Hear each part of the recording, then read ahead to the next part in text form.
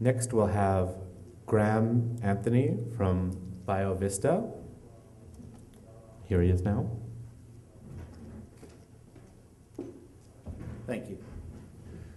I'm Graham Anthony from Biovista. Just to see who's in the audience, how many of you are with companies? Okay. And how many of you are with investors? Okay, some of you are both. This is good. This little button work here? Yeah. Biovista exists to find new uses for drugs. If I can work in the right direction. And the reason, of course, we're all here, and the reason that there's so much demand is the patent cliff. As everyone knows, billions and billions of dollars of pharma's existing revenue is going to disappear as their drugs fall off the patent cliff.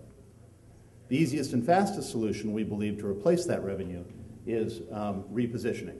There's some famous repositionings. There's, of course, Pfizer's heart drug that became Viagra. There's Celgene's morning sickness drug that became Revlimid, basis of their $20 billion market cap. And then, of course, most recently, Allergan took its glaucoma drug, which was an injectable, and found that it had a side effect of growing eyelashes and turned it into a gel, Latisse, for eyelash growth, and it's been incredibly successful commercially. Biovista helps people understand how drugs act on the body, both in a good way. We can take an existing drug to find a new indication. We can take an existing target and target a new drug, find a new drug or new indication. Or we can start even with a disease of interest and help you find new drugs. And we'll see some examples of that in a minute.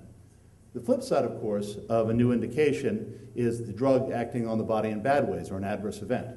And we can take your drug of interest or any drug of interest and predict what's likely to go wrong in the clinic. So why should you listen to us? Well, that's a question we get asked a lot. These are big claims that we're making. Well, we worked on 44 projects with the FDA before they were willing to accept that what we said that we could do, we could do. And we have now, you'll see on our press release, that we've been working with the Office of Clinical Pharmacology to predict what can go wrong in the body when drugs enter the clinic. And again, on the 44 projects, they came to us and they said, this drug failed in the clinic. Why? Why mechanistically did it fail? It wasn't obvious. And we would come up with the mechanistic reasoning for the drug failing. However, they said, after 44 drugs, they said, gee, it would be nice to know if we could know what would go wrong in the clinic before it went wrong. Additionally, and increasingly thanks to the FDA, Big Pharma listens to us. We're negotiating collaborations with 4 of the top pharma companies to reposition some of their existing pipeline. Who are we? Like everyone in this room and everyone in this conference, we're a bunch of smart people with a lot of good experience. I'll be happy to talk to any of you about our background offline. So, fine. You can find new drugs and reposition them, but are they worth anything? Well, there are a couple good business signals that we've seen recently. Macusite was paid $50 million by the Japanese drug company Santen to work on their repositioned drug targeting macular degeneration, $50 million bucks, and of course everyone knows about the $250 million Pfizer paid Medivation for a repositioned Russian cough syrup.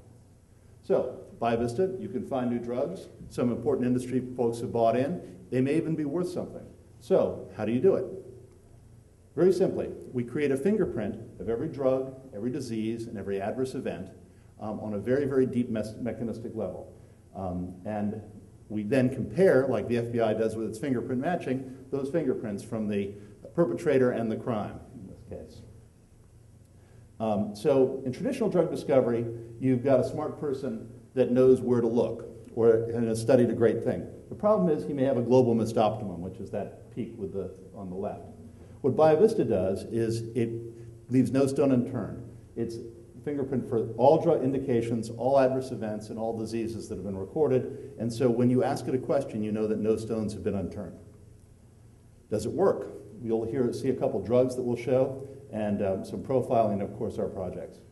This is BVA-101, an orally available small molecule. We decided to work in MS. We came up with this drug. The top line is no treatment. The bottom line is the positive control, dexamethasone. Works great, but kills the mouse.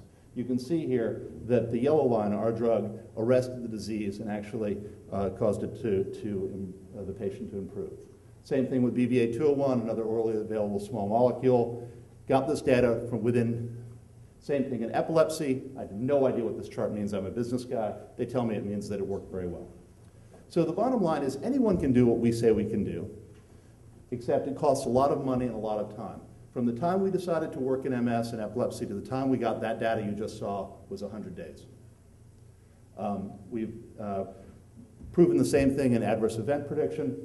The FDA, you can find our FDA press release and how the FDA is working with us on our website.